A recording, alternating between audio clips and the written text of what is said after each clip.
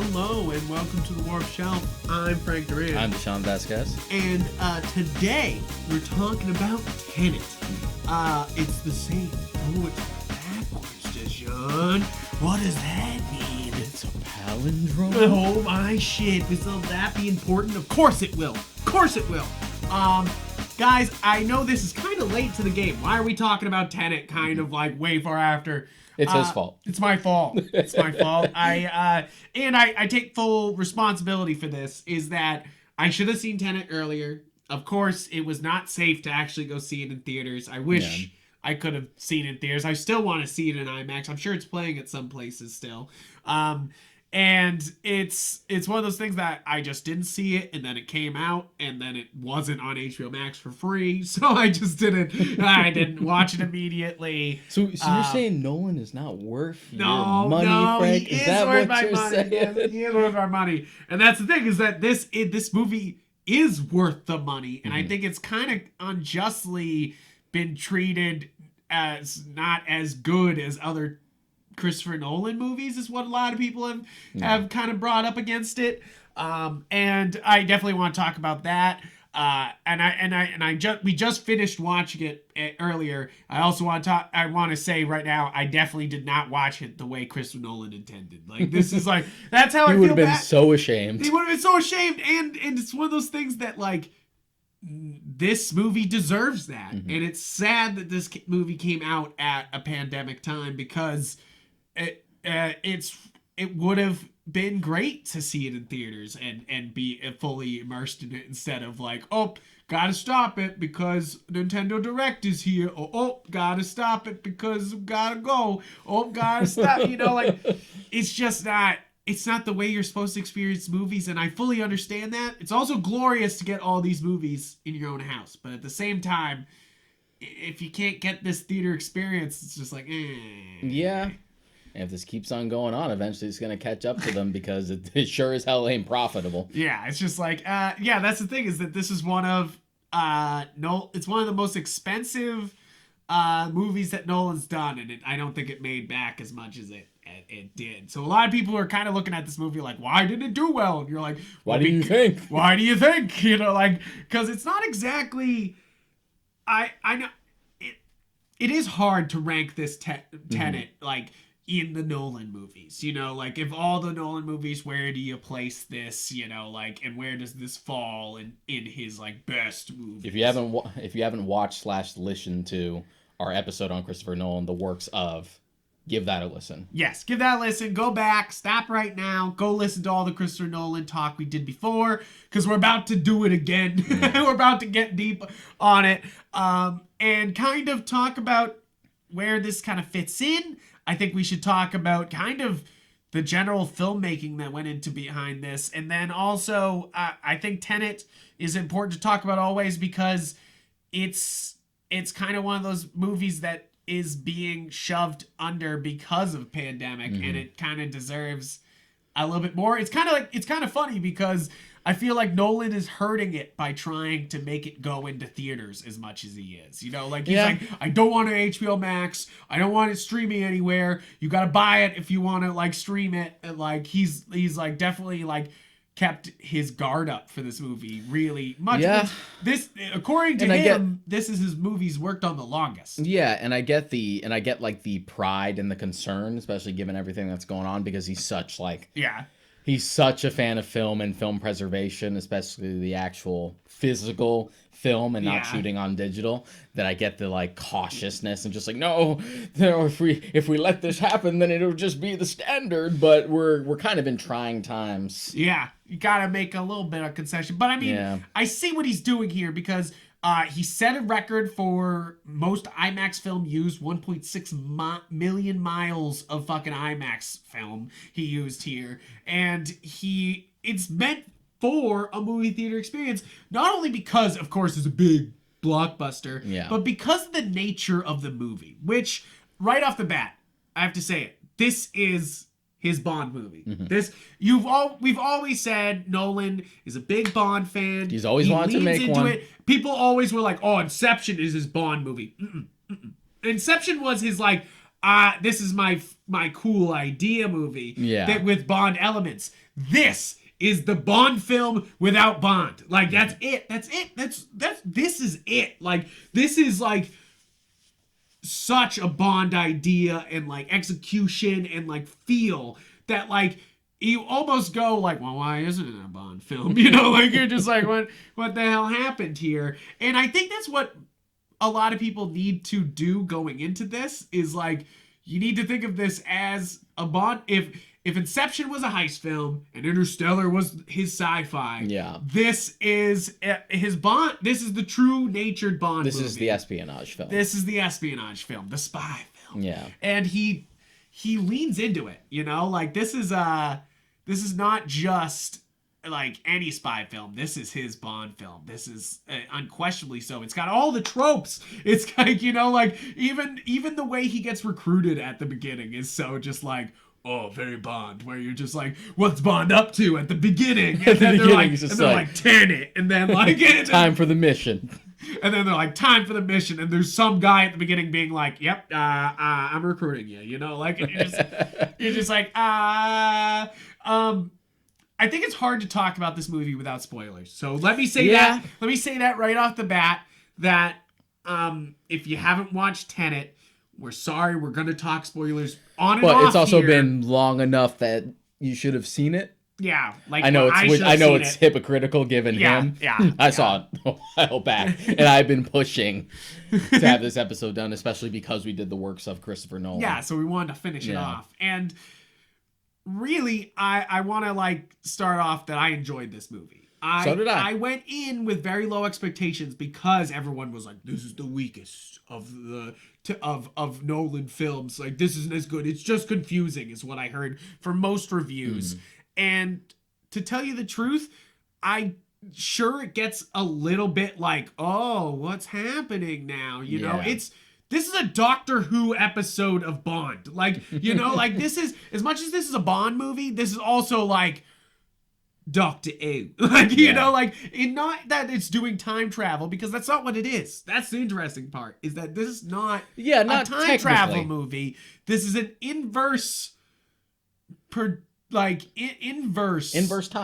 time movie. Like, it's not really about like actually going back in time or forward, or like traveling to like different periods or anything like that. It's more sort of like visiting like a mirrored universe where everything's inverted and moving in the opposite direction. I feel like Looper and this have more in common than a lot of people, you know, like that will like to admit. I could see this is very Looper, where it's like, oh, he's dropping it in from the future and it's instantaneously showing up then because he buried it in the future. You know, he buried the time capsule and it shows up there. You know, like they do that several times in this movie where they're like, dead drop, you know, like and the dead drop makes so much sense because it can happen. It'll be there, you know, like it makes sense what they're doing. I think a lot of people thought this movie was very confusing. In reality, I think this movie's kind of simple. You know, like it's like, yes, confusing concepts of like what happens when you're reversing things, but in reality, this is a very structured spy. It's one of those things. It's also very like set in like it's a mystery, so it's very set. It's one of those things where you will have questions like hanging over you for a good majority of the runtime, but as long as you like pocket them for later, by the time you get to the end of it, like everything falls into place. And it's one of those things that like, even more than Inception, I feel like Inception leaves a lot up to interpretation. Yeah. Tenet kind of at the end goes, if you were paying attention, here's all the answers. Everything is much more cut and dry. Like here's everything. And I think that's the main difference here, is that a lot of people were more confused by this movie, but maybe you walked out of it, like, or didn't pay attention or didn't finish it, or watch that at home with all the at-home distractions. At-home distractions. I mean, yeah, I watched part of it on the Switch, so handheld. So like a little bit. I watched like 20 minutes that way, and I'm sure Nolan would be like, "What the fuck?" His ghost is over my shoulder going, "Shame," the whole time I'm watching it. He's alive, but he's able to bilocate his astral projection. Yeah, he's like, "How dare you waste this?" But it's one of those things that this movie's so structured, you know, like in that if you're not, it's kind of like Knives Out, where if you're not paying attention, you could miss it. And then, you know, like any mystery, I'm saying Knives Out, but like it's a mystery, you know, like it's a mystery, and they left all the clues there. And if you weren't catching on, you wouldn't immediately get it. But I almost think that, like, I don't need a second.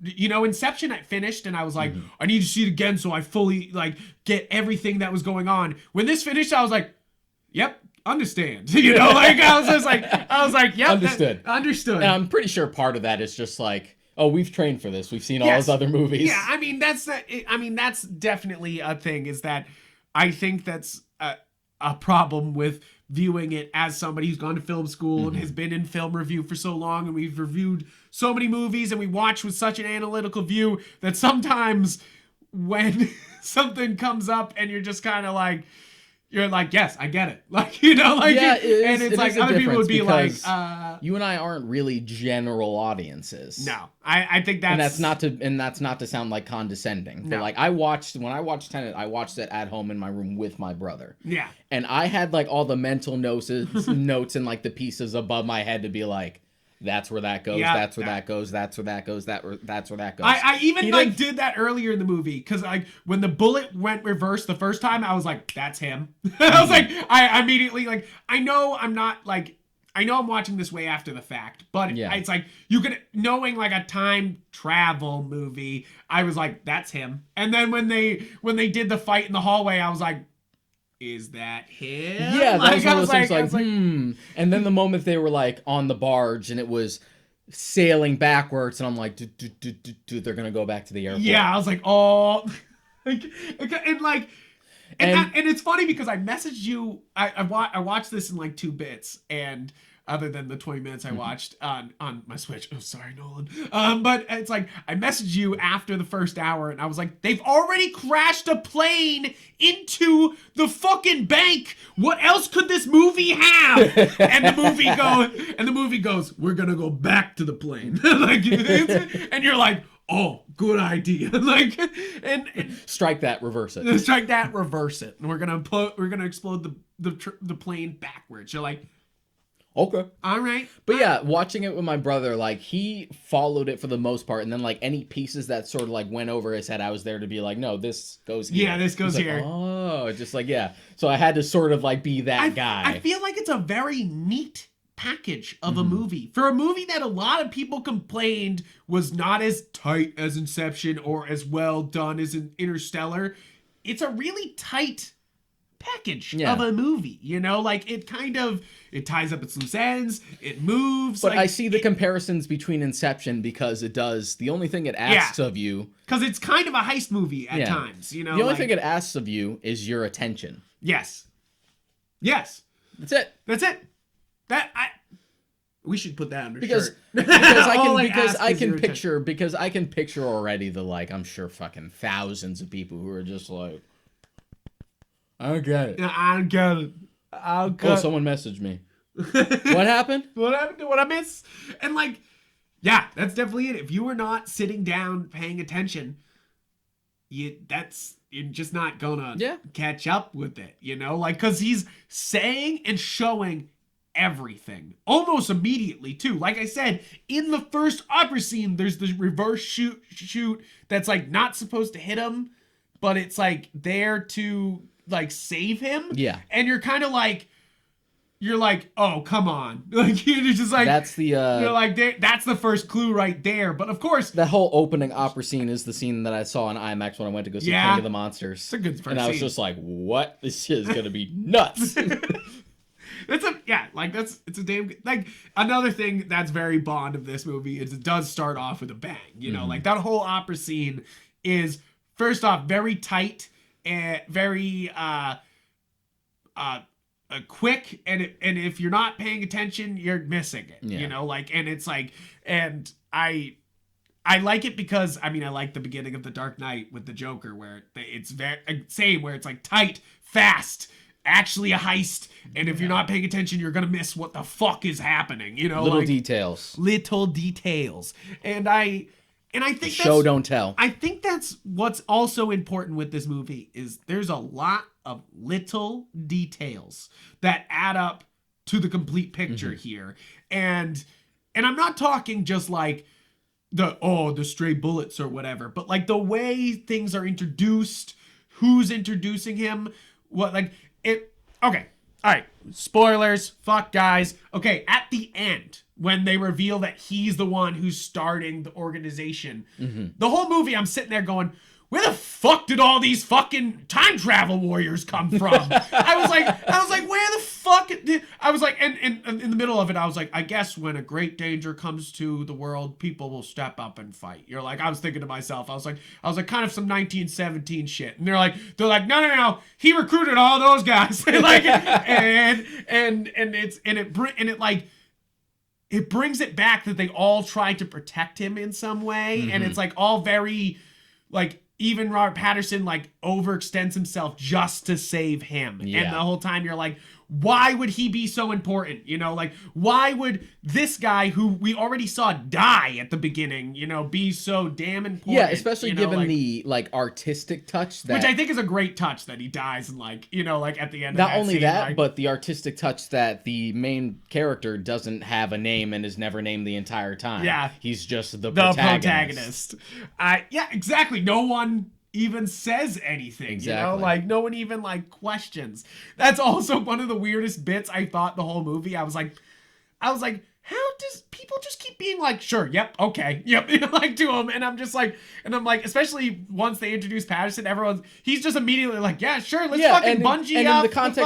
In the context of this, he's like a rookie. Yeah, and everyone's just like, yep, sure, whatever you want. It's just like, oh yeah, because they know him. Him as the superior, which is very comic booky to say the least. It's like kind of Superman, you know, coming back to like, I'm trying to reference something where like Superman's coming back from the future to... Are you talking about Red Sun? The ending of Red Sun? Yes, it's like kind of like a Red Sun. Where it's like a bootstrap paradox? Yeah, it's kind of very much that, where it's like this super powered version of you was actually doing the whole time. It's all like circular. And really, I think that's what makes this movie, like, it can feel at times where you're just like, why is everyone just listening to him? And why is everyone just kind of like just showing up to help him, you know? Like, and especially at the end when it goes into like full war, I was kind of like, this is crazy. Where did he get all these people? And why were they so ready to sign up to fight for him? And then you're just like, it all comes together. Again, it's that mental note that you pocket for now. Yeah, you can complain about it if it's never answered, but for now, just file it. Exactly. And that's the thing is, I think you have to have faith. You got to have a little bit of faith. It's like, it really is a movie that if you were like, if you go, that's going nowhere, it will come back. You know, like, and that's in the way that like. And this film is more show than tell. Like, oh yeah, I think for the first time in a while, probably since Memento, where it's like we will communicate via visuals and try not to be overly expository. Because I'm sure the reason why this wasn't as palatable to people as say something like Inception, because that's definitely I think the difference is it's less palatable. Yeah, even though it's a Bond film, it's like something about this didn't stick with people other than if you're down for it. And the reason why I've always found it weird that people found Inception even remotely like confusing is that it spends like its entire first two acts being like, this is how everything works. And now we will execute it. People say that Nolan shows don't tell, but like half of Inception is him being like, here's the fucking rules. You know, like even in the Dark Knight trilogy, even in this, they're like, here's the rules. Yeah, even in the Dark Knight trilogy, it's always Alfred coming in just like, this is the moral of the plot, Master Wayne. This is the entire thematic through line of this movie, Master Wayne. I know, right? It's one of those things. I do love Christopher Nolan. I love him, and that's why I laugh about it. Is that people? I even heap that praise where it's like, oh, he shows don't tell, but sometimes he's like, shut the fuck up, here's everything. Like, sometimes they gotta tell. They gotta fucking tell you. And that was a lot of Inception was tell at the beginning to just be like, here are the rules, let's go for it. Yeah. But here it doesn't waste time with that. Here he's in full fuck it mode. And that's kind of what's the most interesting thing is like the hero is the protagonist from the beginning is very much like, they just tell him there's something bad going to happen and you have to stop it. And that's all the information he is given. It's like, it's almost less than Bond needs. Bond's like, oh, he's gonna have a bomb, and he's he's got slaves. I'll fucking kill him. Like, it's like, this guy's just like, here's a pen that can shoot a poison dart. Here's this, here's that.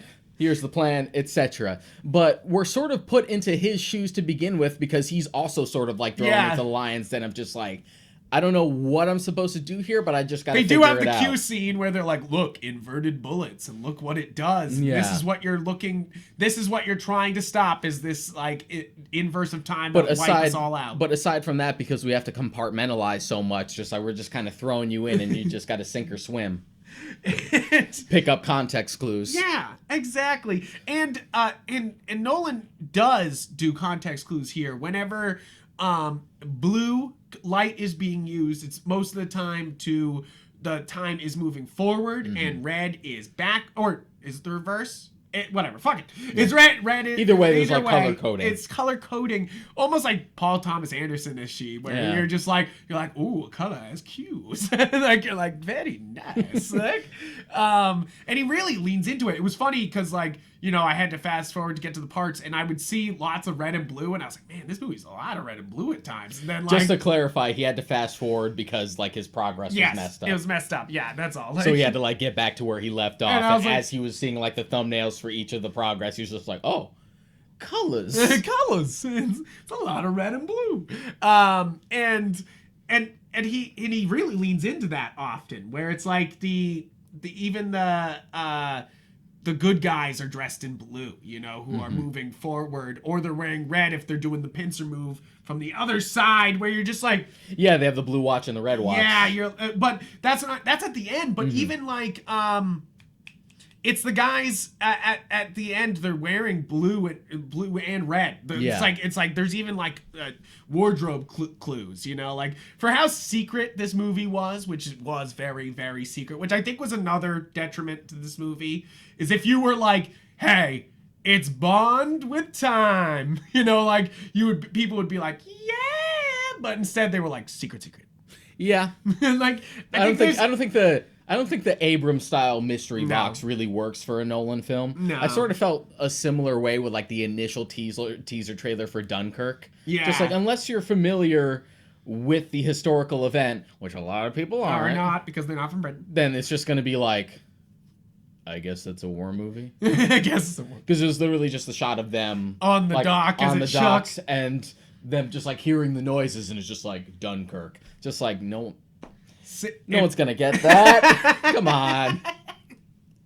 Yeah, but if look up Dunkirk, it's there, But of course, that takes a little bit of being like, ooh, I gotta look this shit up. Like, but yeah, I think the black box on Tenet doesn't really help it that much, like, because this is a very traditional movie, even with the time inverse. It's very much like, oh, tied up in a knot, all right, boom boom, like, yeah. If you look at the skeleton of it, it's really not that ambitious. What makes it ambitious is the fact that we're using like the inverse gimmick, or maybe not so much gimmick, but plot device. Yeah, which it's funny.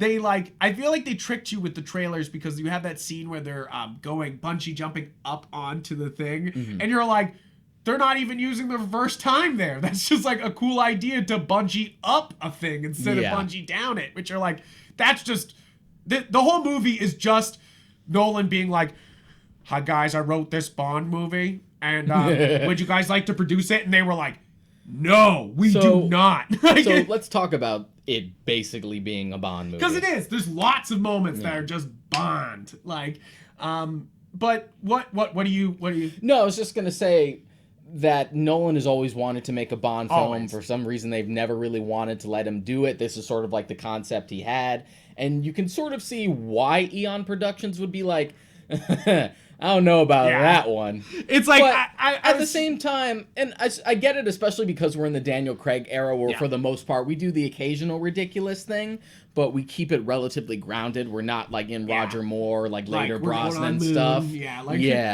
But at the same time, I feel like because it's presented like so straightforward and so earnest, and it's very grounded in and of itself, the way it's presented, like it's not overly complicated. Them going to like an inverse is them just going through like a simple turnstile. Yep. There's nothing like overly sci-fi or ridiculous. I feel like this is the best way you could have made it like punch work, but also still be as gritty as it would be for like the Daniel Craig movies, but also have that like little bit of just like a sprinkle of more ridiculous Bond without having it feel too jarring. Yes. I think that's what's so interesting about this movie is I feel like this whole thing was him being like, hey, let me do Bond. And they were like, oh, our big swing is Casino Royale, of being like, he's young now and he hurts people with his hands. That's our big James Bond leap.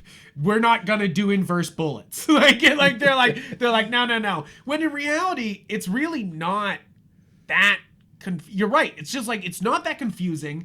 It makes a lot of sense at times, you know, like where it's like, where, you know, like there's Bond logic that doesn't ever make sense, you know, like, and this does, you know, like you're like, oh, like this is all, like it's not completely grounded, of course, like, but it is very close to. It's definitely a swing, really hard, but I think it strikes the right balance that if you did it for a Bond film, even if we're talking like the Craig era, it still would have played. It still would have played. I just think that they were like, that's a big swing. Yeah, like that is too scary, because this would kind of reset Bond as like sort of this like time moving forward, stopping. Like it's too. Well, it's too big of a universe change. I'm sure Bond, I'm sure it conforming to Bond, it would have probably like changed elements of it. Like part of the reason this works is because the protagonist is like new and he's just starting his journey, even though everyone else knows him. Whereas if it had to conform to Daniel Craig, that would have to like shift. Yes. Yeah. I mean, yes, absolutely. Where it would have to be like, oh, why is, maybe it would have been reversed where it's like, why is but that's in its like own strength, that because it's not attached to Bond, even though I'm sure that was like the dream. Yeah, I think that there's a lot of dream here. It ultimately like gives it more freedom that way. Yes, I agree that.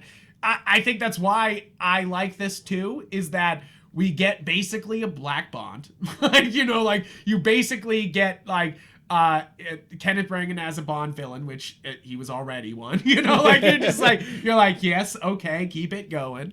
And you get Robert Pattinson as like a 006, or like, you know, like that's basically what he is. It's very He's very like Trevelyan from GoldenEye, but not like villainous. Though. Like okay, we haven't talked about the performances at all yet. Everyone's good in this. John really David Washington good. Like really is super good. I shocked him because he didn't realize that it was actually Denzel Washington's son. Oh yeah, what? That's crazy. To be fair, he doesn't really look like him at all. No, I mean sort of, but like not exactly. Yeah. Like I sort of see it now that you say it, but it's like, if you were like, yeah, it's Denzel Washington's son, I'd be like, what? But like, it's not like Wyatt Russell where you're just like, yeah, that's definitely Kurt Russell's son. Yeah, right. You're just like, yep, that's his face. Yep.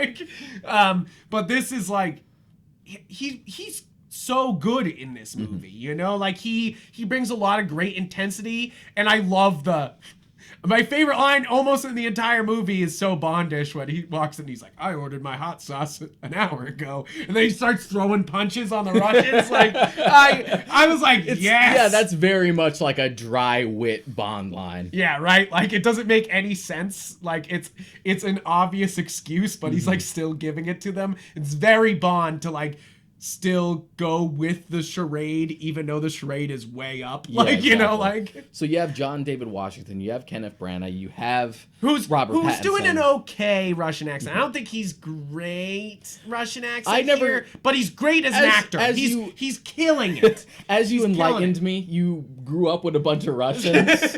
I never did, so I don't know. It's hard to gauge accents like that for me, because I'm like, I don't know anyone Russian, so I don't know if this tracks or not. Maybe it's like, because there's never just one accent too. It's always true. Like regional things. And that's definitely it, is they're alluding to that, like he's tried to reduce his accent and be as British as possible. Which definitely has a thing like unconsciously too. Yes. Where they move to different areas, they adapt a different accent. Yeah, it's true. It's like when you're in a relationship and then you say each other's words or like phrases or things like that. You're just like, oh, ain't that cute? But it's really like Ross. Human nature of trying to belong. Like, you've ever heard like Ross before he moved to the U.S. Like Ingram's Ross. Yeah. Like, if you've, I've heard his like Australian accent versus what he sounds like now, and it was totally unconscious. He's just completely had an American accent. That's so funny, and that tends to happen. I guess it like dials up and down. Like, I know John Barrowman has the same thing where like he says unless he's with his family, it's always that American accent, but when he's with his family, it's like full Scottish. That's so funny. That's so wild. Like, you're just like, okay, yeah, it's odd. But I think he does a great job acting here. I think him and what's his wife's actress's name? Elizabeth Debicki. She is so fucking good in this. I think it was Film School Rejects who did an article of just like, we are in the Elizabeth Debicki like renaissance right now. Seriously. And they were pointing out all these like hit roles that she was doing and how she's becoming bigger and bigger over time. Seriously, it's one of those things that like I just keep seeing her and shit and you're just like, how does this keep happening? Like, I mean, oh my god, right? Like, you're just like, and she was in Cloverfield Paradox. I was thinking that too. I was like, yeah, she was in Cloverfield Paradox. She was in Guardians of the Galaxy Volume 2. Yep. The Night Manager, The Man from U.N.C.L.E., like, you know, like Great Gatsby, like big. Yeah, and she's in The Crown this season as Princess Diana, which you're just like, yeah. Like, you know, like, that makes a ton of sense. Look at that face. Yeah. She just has the face. She's very good in this. Like, I think that's also the thing about this that is almost Bondish, but they make it their own, is that this villain's like actually vicious, you know, like where a Bond villain usually is very vicious and will feed people to sharks and, you know, like random people and stuff like that. It's like, this is like, it feels very personal most of the time, and I kind of love that how suicidal he kind of is, you know. Yeah, like, it's definitely on the colder side. I'm reminded of not only the earlier villains that weren't Blofeld, but also say like the villains in the Dalton films, where those films were trying to be darker post like Roger Moore, and they didn't really work because people weren't ready for it yet. Look, your kids are gonna love it. I'm just saying the Dalton Bond films are overrated. Dalton's always been my favorite. Yeah.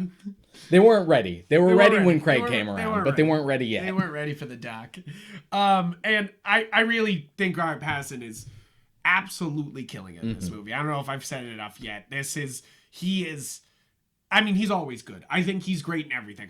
I mean, Twilight's Twilight, but like he's great in Good Times. He's great in The Lighthouse. He's great in, I Need to See Lost City of Z. I hear he's great in that. It's like, there's lots of great Patterson movies that like, if you're still being like, oh, Twilight, you're wrong. Look, man, no one hates Twilight more than he does. Yeah. You can go back to old interviews when he was doing press tours. He has the commentary track on the first Twilight movie, which is the reason why we own the Twilight movie here in my house, is because he does the commentary on the first movie, and he just sounds so, like, done with this shit, you know, like, and he keeps making jokes, making fun of himself, like he's making fun of that he looks like he's about to puke all the time and stuff like that. Like, he hates this, and it's actually like really funny. But you know, it's a good paycheck, I bet.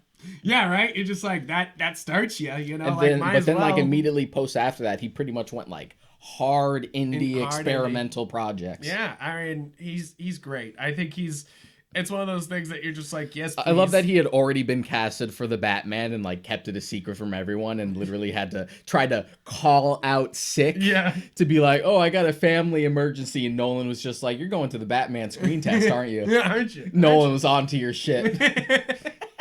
It's so funny. You're just like, ooh, he's got you. Just like, I've done 3 Batman movies. I still got some contacts over there. You're going to pull a wool over my eyes. I'm on to your shit. I know what you need.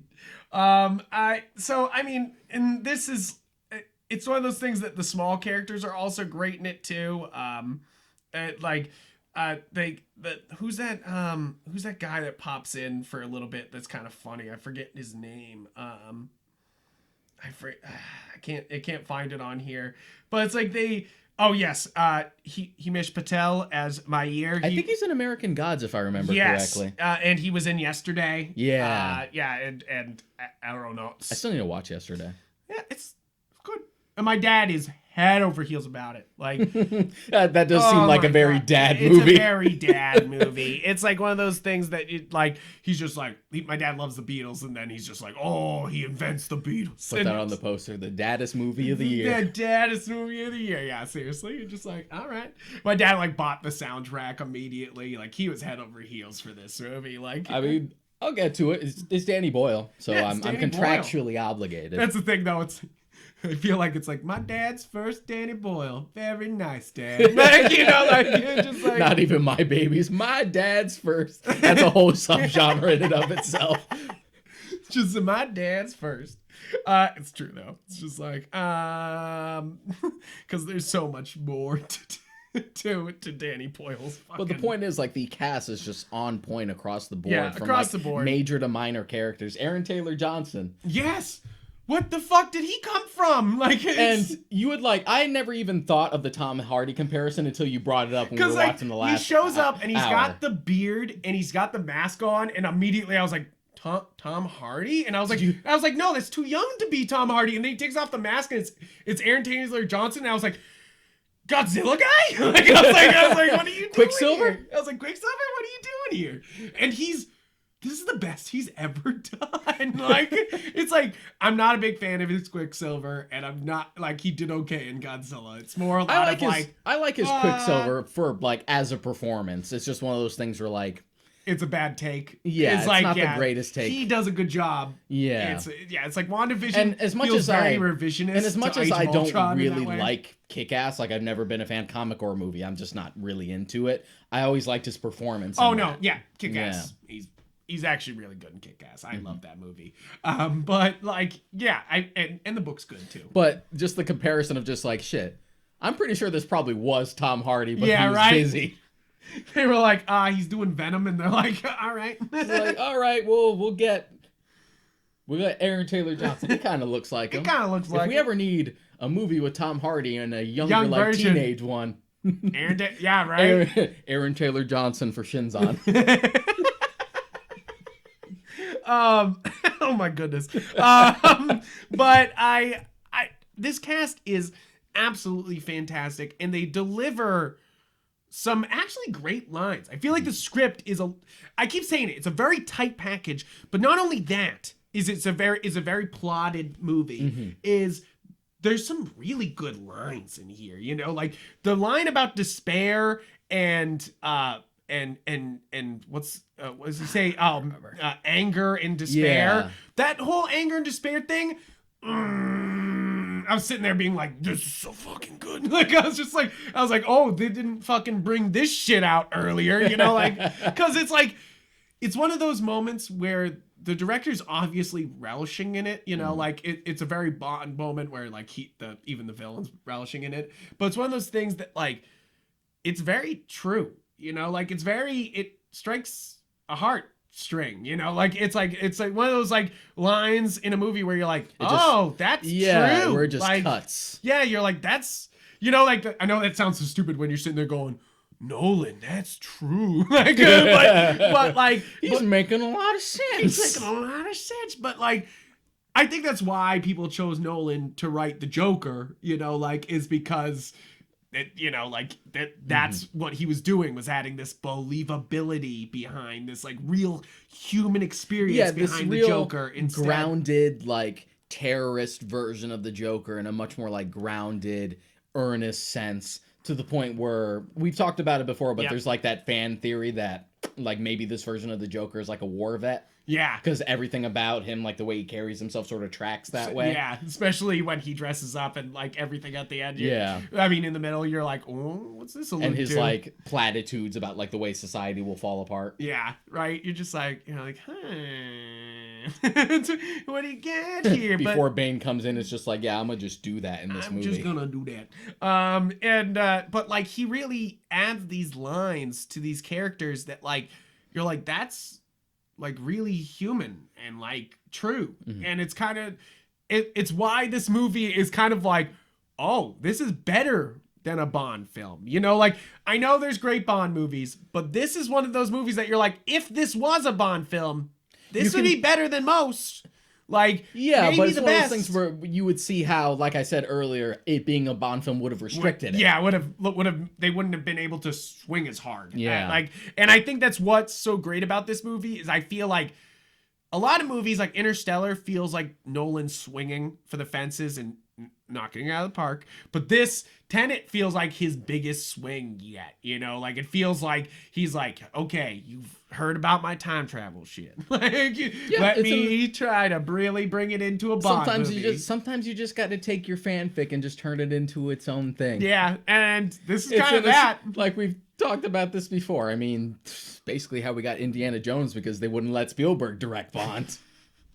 and really, yes, we've talked about that before, that like fan fiction is cool for young writers. Mm-hmm. It's cool to like get in the spirit. It's a good growing tool. Yeah, it's a growing tool. Whatever gets you writing. But take your fanfic and make it something original. Stop. Mm-hmm. I know people will not care about because it's not Harry Potter fanfic. And people are looking for that shit. But write it original. Fucking take what you're doing and change it. Like, just a little bit. And that's essentially what Tenet is them being like, no, you can't have a Bond movie. And he's like, I'll make my own Bond movie with blackjack and hookers. and he does. Well, it's more like time travel and Robert Pattinson. Like, and it's like it works out. It not only helps you grow as a writer, but hey, you already have a basis to work on. You can just change a few things to make it not feel so derivative. Right. Hell, even when it is derivative, it tends to work out. How do you think E.L. James got rich? I know. Yeah, it's like, it's one of those things that like, you look at The Matrix and you're like, this is a really derivative storyline. Even I love The Matrix, guys, don't hate on me, I love The Matrix. but like, if you think about it, it's not very imaginative. And it's one of those things that like, it seems imaginative. But at the time, no one else was like ticking that box. Yeah, no one else was ticking it.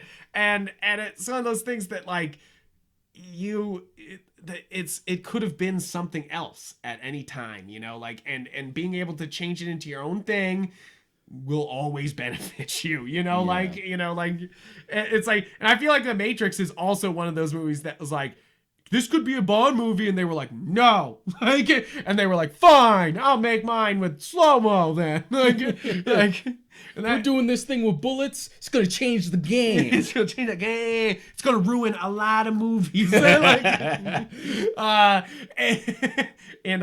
waste a lot of film school time. I feel like a lot of kids try to achieve that effect, and you're just like, please stop. It's gonna make for a fun Christian Bale movie later. Yeah. Yep, and yep. And I was like, and Sherlock Holmes, maybe. It's like, I was like, that's probably one of the better examples. I like the Guy Ritchie Sherlock Holmes movies, but it's just like, it's like what a 12-year-old thinks Sherlock Holmes is. No, I thought this. Grab that book right behind you. This one right here. This is my first Sherlock Holmes book that I ever read. I was reading the good shit, boy. I wasn't fucking around. This is The Mysteries of Sherlock Holmes. It's got a couple of them in here.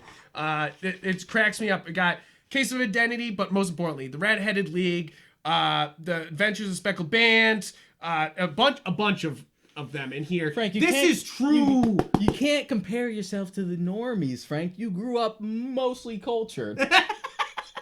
I know. My mom was like, here's an illustrated actual translation of Sherlock Holmes. And I was like, oh, I finished in a day, Ma. Here you go.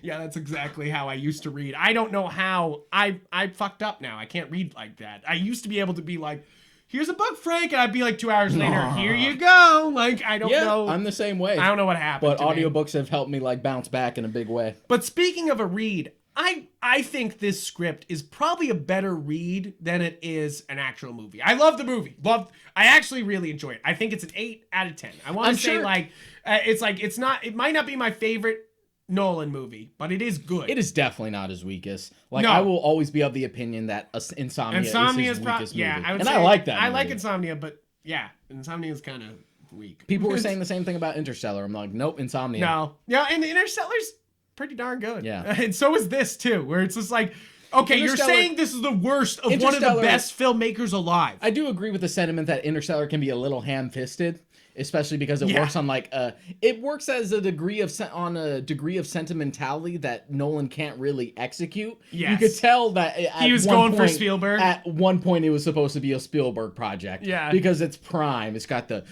daddy issues. I had the daddy issues.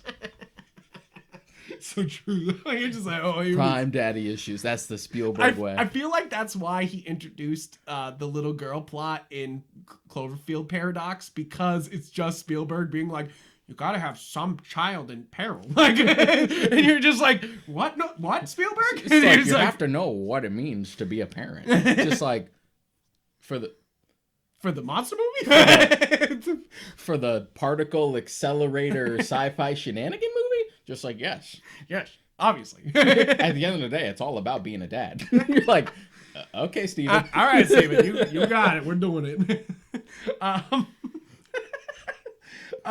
But tangent aside, Spielberg confirmed the daddest director. The daddest director of them all. That's why he directs Tom Hanks so much. He's just like, give me the dad actor and I'll be the dad director, and we just keep this up.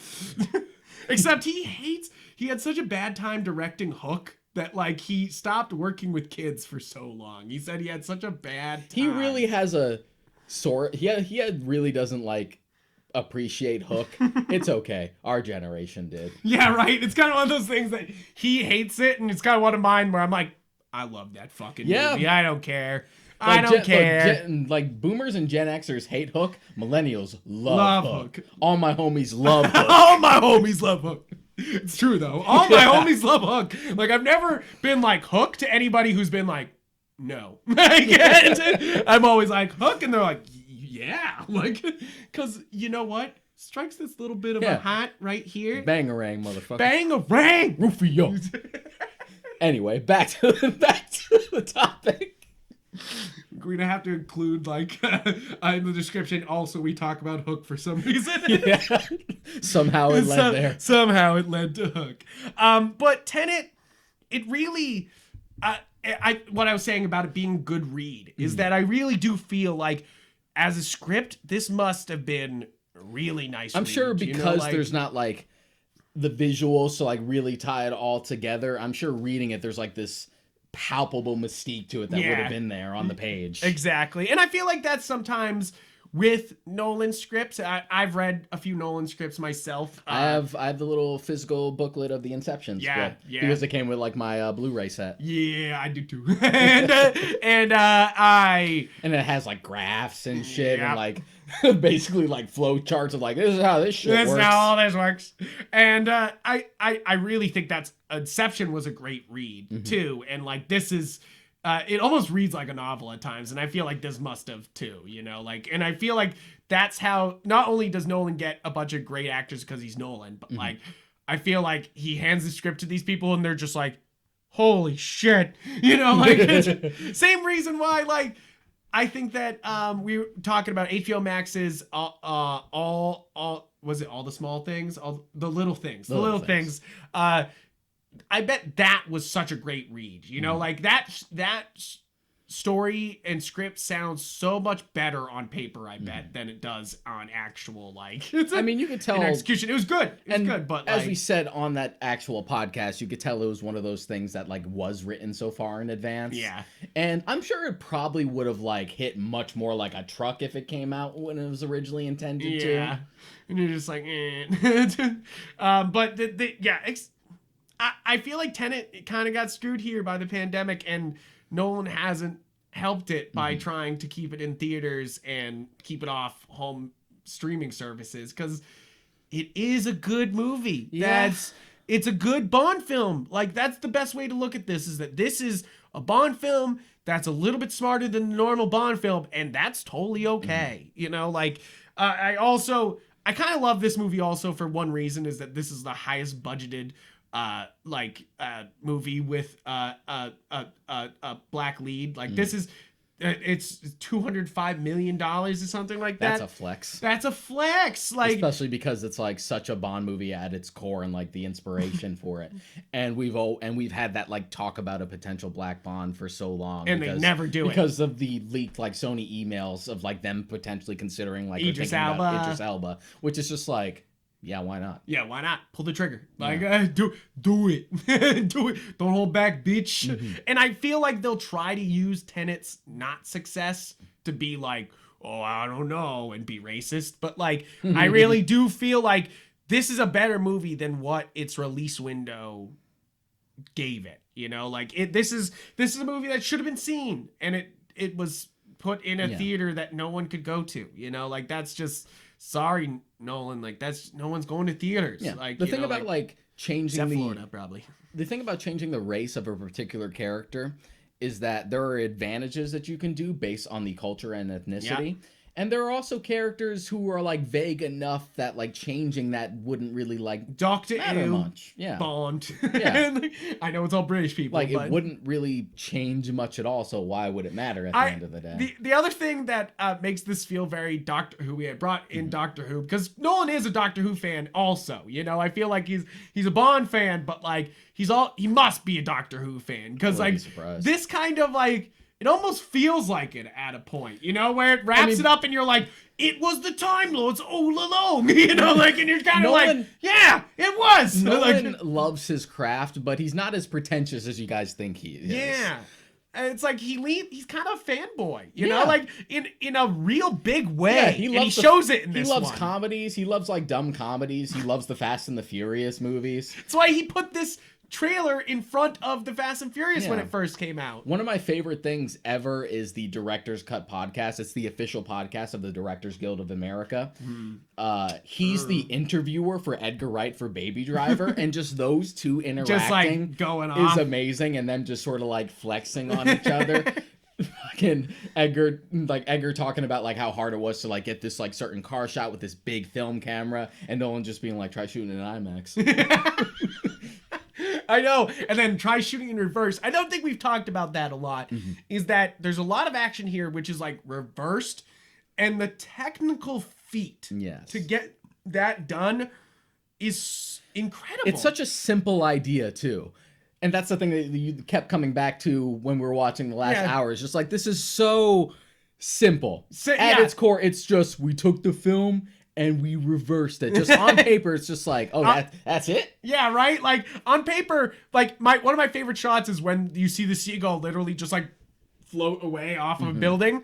But, like, anybody who's ever worked in video and, like, played a video back of a seagull knows that that's what happens, you know? Like, so all they do for a lot of these shots is just reverse things.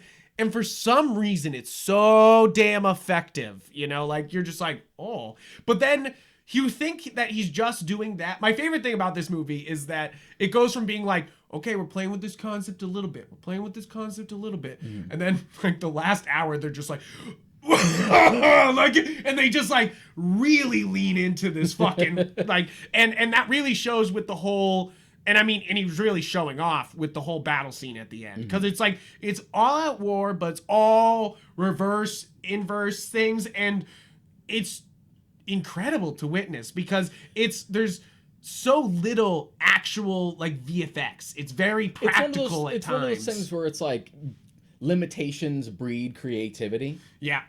And you take a simple concept of just like, oh, it's just inverse time, so it's just the film mostly just shot in reverse. It's all just reverse. Yeah. But then you think about how you can use that in interesting scenarios.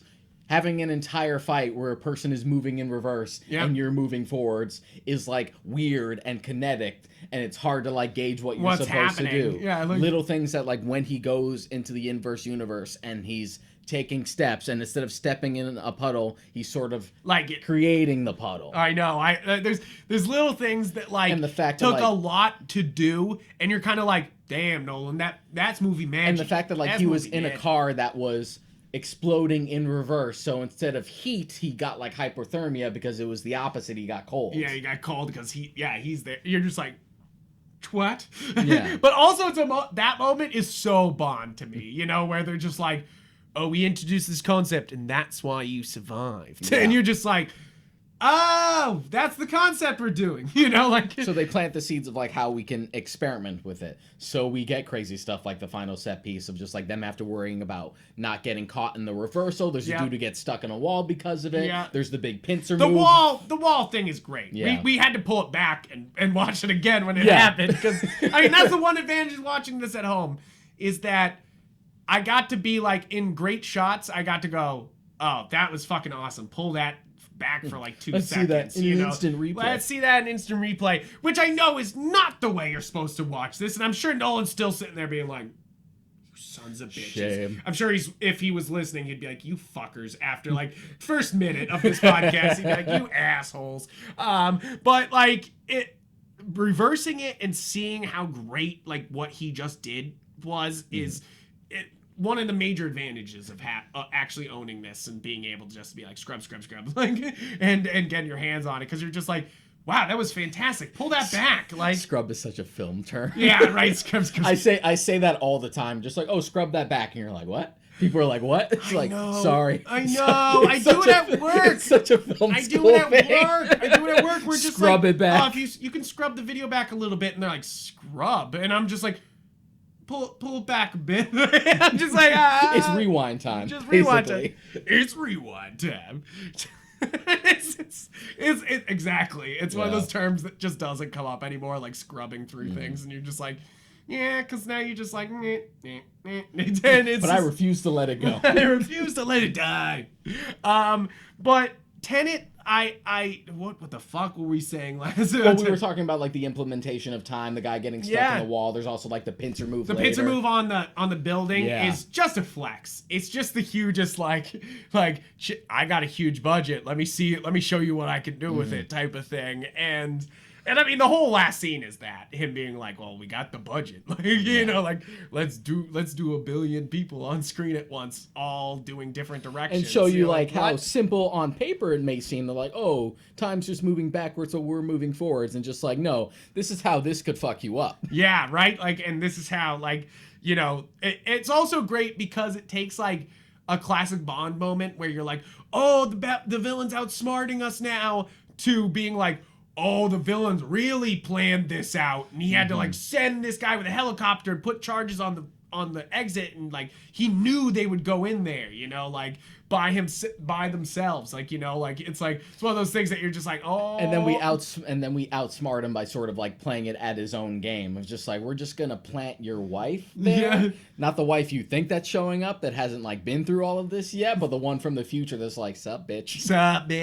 And I think that's why this movie again works better as its own thing than a Bond movie, because they get to do this like deep female character without it being like, it's Moneypenny or something like that, or just like, obligatory Bond girl who is just eye candy basically. Yeah, exactly. Like this is like extremely well acted scenes and actually like really biting drama, you know, like it's one of those things where you're like, oh, that's if it was a Bond up. film, if it was a Bond film, it'd be like, what do you mean she doesn't have an affair with the main character? Yeah, right. What do you mean they haven't boned? They even bring it up where they're like, did you fuck my wife? And he says at the end, and he's like, I haven't even met her yet.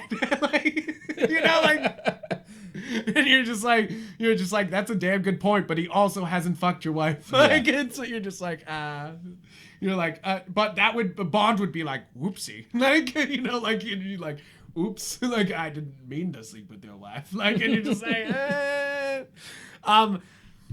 The other thing I think about this movie is how much passion it feels like it has. You know, like I feel like that's important to bring up. I have heard the criticism both in a positive and negative connotation of just like, this is the most Nolan-est movie he's done yet. Yeah, it really is, and in a way where it's like you could tell these ideas, like Inception, have been boiling for years, and he finally just got cooking. it out, you know, like, and finally put it on paper and did it, you know, like, and this one feels, it feels the most like Nolan-ish. It feels the most like, it took him like in the way where he's always loved Bond films, but this is definitely a Bond film. It took him like it's time travel-ish. It took him like 5 years to like map out Inception properly to get it to a point where he was satisfied with it. Yeah, and it says that he worked on this script for 6 years. Yeah. And he said he's been thinking about it for 30. Like, like a, reverse bullet thing, like he's been thinking about for a while. And it's when he said the 30 years, I immediately was just like, okay, so this was his Bond film. And he was like, here's my Bond film idea. And they were like, no. As far back as films when he was making, what's his first movie? The one before Memento. Following. As early as Following. He was just like, one day I'm going to make this Bond film. It's going to be nuts. It's going to be nuts. Let me tell you about it. It's got reverse bullets. And they're like, no. Well, then again, that would have been before Craig was like, maybe. Yeah, maybe. Except they weren't desperate at that time, because they just lost Bronson and they were kind of just like, all right, we'll let this die for another day. But mostly, I enjoy this film a lot for how much craft Nolan put into it. I think that's one of my major loves about this is that he definitely put a lot of time into the actual filmmaking, the special effects, the shots, the IMAX-ness of it is incredible. And pulling really great performances out of all these actors, is really another thing. It's like, sure, you have a great script, but you gotta be able to deliver this great script. And I feel like he's able to make all these great performances here. And usually, and actors are pretty good even when they don't understand the material of like delivering a performance that works, because filmmaking is so like piecemeal anyway. It's all like assembled. Just like, we're going to shoot this thing from way later on, even though you haven't even acted at the earlier scene to build this up, but you just got to do your job. Yeah, do your job. But it feels like in a way where like if the actors really didn't understand the material, I think it would have shown. Yeah, exactly. Like people joke that Robert Pattinson didn't understand what he was delivering, and you're kind of like, but he delivered it with fucking confidence, didn't he? I think it's one of those things where he was honest about not understanding the entire scope of it, but I'm sure he like understood the purpose. And understand what was going on. Yeah, and I get that because his character is so specific. It's very specific. Yeah. It's very specific. I love Patterson's character here because he just like comes in and you're like, why is he his best friend? Like you're just like, what's going on here? Like, oh, they're just spies. They just know each other. And then for it to be revealed at the end that like it's all been part of it. It's like the old jokes. It's like the old jokes that like introverts don't make friends. They're just adopted by extroverts. Yeah, very much that. Yeah. Rob Pattinson just showing up and being like, I can do this with you. Let's do it. This is mine now. This is mine now. I will take you with me. And it's, I just think it's funny because the only thing about the movie that is almost unbelievable is how much he doesn't question often. Like, that's my only thing that, like, I feel like people can complain about Tenet is, like, the protagonist does not question all the weird fucking shit going on, like, which he's a spy. He's not supposed to. That's supposed to be the feel. It's not to an excessive degree, but he is, like, really probing with Pattinson's character of just, like, what do you have to do with this? Just like, how does this all make sense? Just like, what are you not telling me? Yeah, what is not going on? But, like, it's, I don't know. It's just one of those things that you're just like, he kind of just like when the whole army shows up, that's the real like where I was just like, why isn't he questioning that all these people have been briefed on all of this and they're down for it? And I think that's the Bond slipping in a little more. Yeah. Just like, because with the Bond, he'd be like, yeah, I've seen some weird shit in my career. I've seen some weird shit. And that's why it's also a little bit Doctor Who-ish, I think, where it's just like, he somehow gathered the world to fight for this. And you're just like, how? Like, you're just like, don't worry about it. Don't worry about it. Also, he would be a great Doctor Who. You want to make Washington a fucking Doctor Who? Fucking do it. But not, let alone a Bond. Make him a Bond right now. But like, you could make him Doctor Who, and I'd be like, sure. Like, sure. I mean, also Pattinson could be a great Doctor. I'm sure the BBC would be like, you better be able to do a British accent. Yeah, you better be able to drop that accent. No, they don't do fake accents for BBC productions. I feel like it's one of those things that you hire British actors if you work at the BBC. I mean, sometimes you can fool someone. True. Like Idris Elba was able to fool his audition for The Wire. Yeah. because he wanted to like he really wanted the part and he felt like they weren't gonna hire him if he did it. Yeah. And there was an actual English like producer on the show who eventually sniffed them out, but you're just like, but you were so good, you're lucky. Yeah, you're lucky. You got by. Like, gotcha. Suckers. I know that's the main reason why they won't make, like, but whatever. Yeah. It's one of those things that I think that it's a really well done movie that's overshadowed by his own movies a little bit, by the pandemic release. And in reality, this movie's a tight Bond fun movie. You know, like I had a good time. I like piecing it together. It's a very well put together, like structural little beast that was just sort of undermined by circumstances outside of anyone's control. Yeah, and it's kind of one of those things that like I in some other dimension, because of course this movie dealt with that a little bit. They're like, in other dimensions it wouldn't matter. And you're just like, but like in another dimension, there's no pandemic, and this came out, and this was big. In other dimensions, I would have fucking seen Dune already. Yes. Yeah, there's lots of things we would have seen already. The same dimension where Del Toro gets to make all his movies. He gets to make all his movies, and we saw Godzilla vs. Kong last year. Like it's, but I almost feel bad for this movie, because I've heard some serious shit talk about Tenet. I've heard people that went to go see it walking out of it, and I don't see anger. And not only that, but also like Nolan's like dissatisfaction with like this whole HBO Max thing sort of seems to be like causing a rift. And like WB has been like his place. Yeah, for a while, which is like kind of sad, because it's like they're just now owning HBO, and they're just like kind of doing different things. It's like in the same way with like Once Upon a Time in Hollywood being the first movie Tarantino did without like Miramax / the Weinstein Company. Just being like, that's your place. They let you do what the fuck you want over there. Right. Will another studio be able to do it? And like Sony picking up the bill for Once Upon a Time in Hollywood, Tarantino had to like fucking lay down the law. Just like, I'm gonna do what I want. I mean, it's and I think that's... But that's Tarantino. I think that this thing is like, a lot of directors don't get to do that. I think that happened with James Gunn moving over to DC. I think it's like he had full reign over at Marvel, and then they were like, oh, those tweets are sort of offensive. Get out of here. And then they were like, oh, wait, you made lots of money for us. Please come back. Okay, but first I got something to do over here. But in DC, they were kind of like, whatever you want, we just want you. And you can kind of tell that's what happened you want there. About like the DC movies, like from Man of Steel on, but they're definitely not afraid to experiment. And it's like, yes, there is producer involvement in a lot of these. I feel like the obvious culprits are Batman vs Superman and Justice League. They're the obvious, like, it's too much producer interference fucking ruin these movies.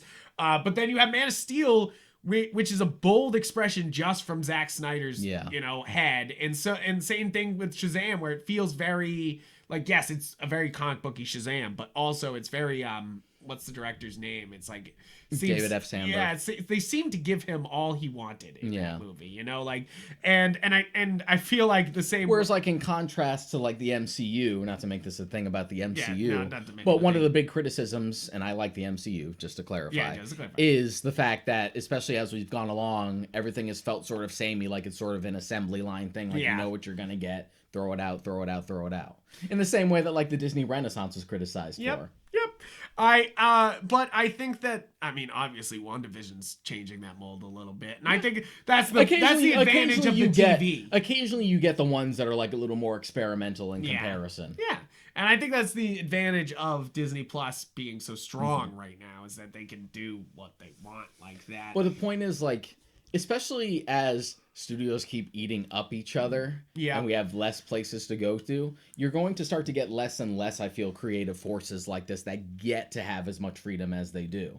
Because I know... Because then it becomes by committee, you know? Like, because they all have to make money, Like, it just makes sense. Because I know Tarantino is still, like, really firm of just, like, I'm getting my 10 in and I'm out. And it sounds like Tim Burton's also kind of that way, where it's like he's not doing a project unless they completely leave him the fuck alone, you know, like, and if they don't, like, you end up with Planet of the Apes, like, you know, like, and just like, like, and I feel like that's shown in his last couple projects where he's just like, I'm not doing it unless I'm the only work on this, you know, like, and I feel, okay, so this brings me to the real thing of what I'm trying to say about Nolan, is that Nolan's a true auteur here. Like, I know we throw around that term, and sometimes it's overused in film criticism. And it's a theory that not everyone buys into. No, and to be fair, I would not say that about every director, because when you're talking about film, it's a collaborative process. Obviously, Nolan's not doing everything on this. This movie's huge.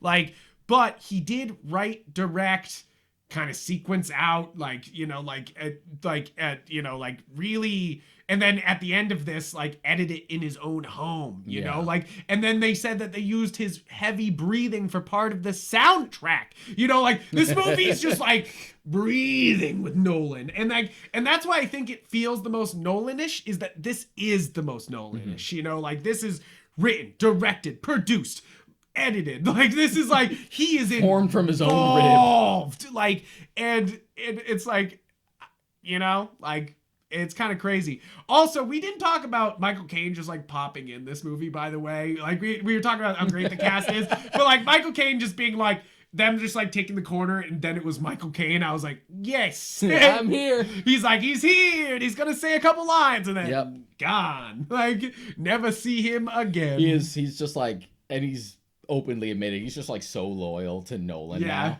that, like, I'm sure Nolan's just like, I need a paw for Michael. I need a paw for Michael. I got this little thing. Where would he fit here? That was one of the moments where I was like, why isn't he questioning that everybody's just willing to help him here? You know, like, I was like, one of those moments where I was like, the protagonist just keeps kind of like riding on that these people are being nice to him, like, you know, like, and you're just kind of like, and then it all comes together, and you're like, but this is 2 films in a row for Kenneth Branagh. After Dunkirk.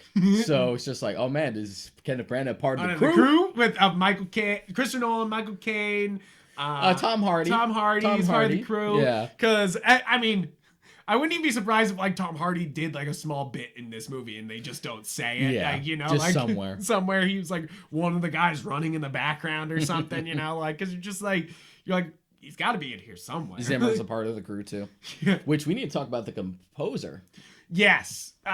So this is the first Nolan film since The Prestige that has not been composed by Hans Zimmer. Because Hans Zimmer was busy working on Dune. And this is, so how do you say this guy's name? Ludwig? I think it's Ludwig Göransson. Yes, I think that seems about right, like Göransson. That seems right to me. I can't pronounce it. Like, so you've heard him before. He was the composer for Black Panther, both Creed movies. He's the composer for The Mandalorian. Yeah, the man's iconic already. Yeah, you know, like, it's making a damn name for himself. He's iconic. It's like he won an Oscar for Black Panther, but like, he deserves a lot more for the Mandalorian score, because holy shit. And then Creed, you know, it's one of those things that you're just like, damn, dude, like, you're nuts. Like, I feel like people underestimate, like, Creed's score. It's such, like, a perfect modernization of, like, that operatic Rocky style soundtrack, but also sort of infusing, like, modern culture into it. It's really funny. He kind of does whatever he wants composing wise. He even did all the music for Angie Tribeca, which, did you ever watch Angie Tribeca? No. It's just Naked Gun with what's her name from Parks and Rec, Rashida Jones. It is okay. It is the most Naked Gun TV show I've ever seen, where they'll say something and they, like, mean it. You know how they do that in Naked Gun, where they're like, don't call me sure, you know, like, everything they say is taken very literally. This show does that all the time, and it's actually got really great cast to it too, but it just seems so weird in between doing that and Creed 2, Venom. So, oh my god, he was the composer of all of New Girl. What in fuck?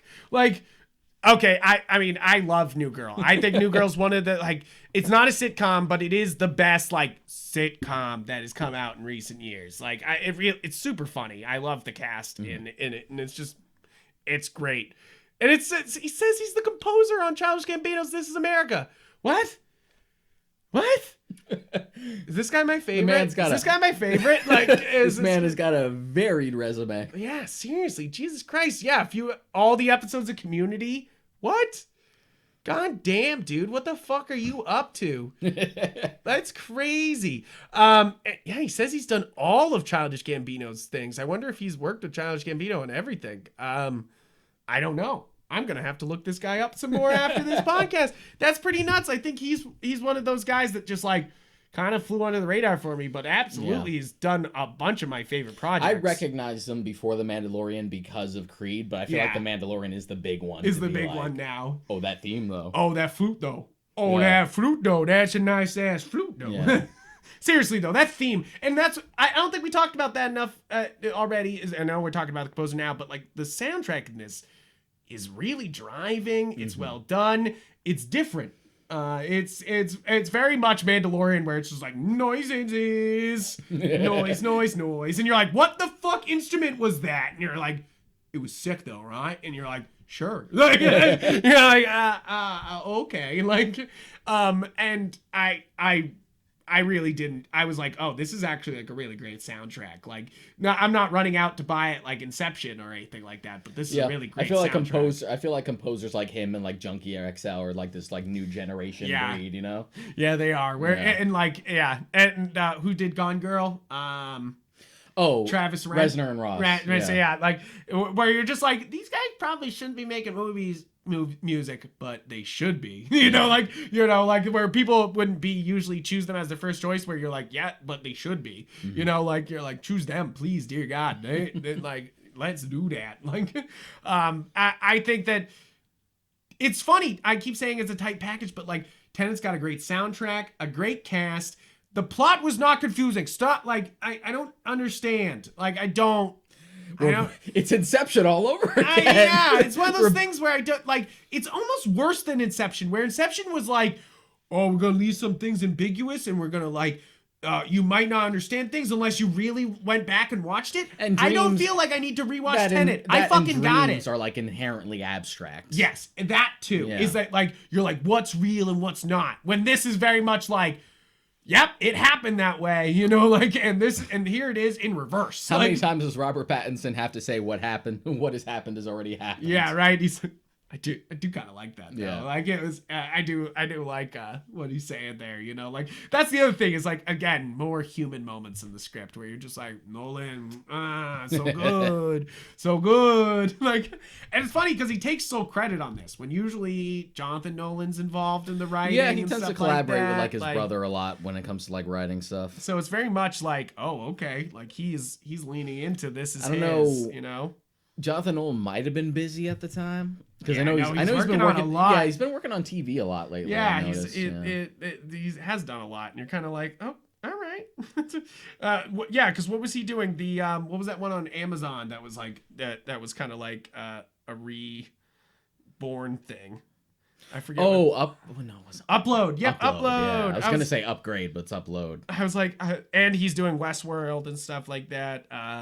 Yeah, that's what I was thinking of. Like, was it Watchmen? I know he did an HBO. No, he didn't do that yet. I thought he did that. I was mixing it up with Westworld. It's Westworld. Yeah, he's doing Westworld. The other HBO show that starts with a W and has 2 syllables. You're like, why is this so confusing? But I mean, it's one of those things that you're like, all right, that's why he's busy. He's working on Westworld, which is one of the biggest HBO shows, which that's a big deal. Like, but I do think that this is kind of a very singular vision, and it shows. Yeah. For good or worse. For better or for worse. I say for better. For better. I do think so. I think this movie got a lot of hate that it shouldn't have, and that's pretty much it. Yeah. I think that's pretty much sums it up. I don't think it's a perfect movie or anything, but I did enjoy it and think that it's like definitely like an 8. Like it's really fucking solid. Yeah. But thank you guys for watching. I am Yupfrank on Twitter and Instagram. I'm Monica Icon there. And please be sure to check out galaxyofgeek.com, where you'll see more reviews and more podcasts. We're on every podcast platform that you possibly can think of. But most importantly, you can watch us on YouTube if you want to subscribe and do that. And Basically, guys, thank you for your support. Please go watch Tenet, and go back and listen to our Christopher Nolan episode if you were missing out on some more Christopher Nolan talk. If you were like, hey, they didn't deep dive into why they didn't like Insomnia, you're like, well, that episode. There's another episode for this. Go over there. Turn to this page. Turn to this page. Yeah, it's a choose your own adventure. Yeah. Turn to page 34. But thank you guys and have a great week.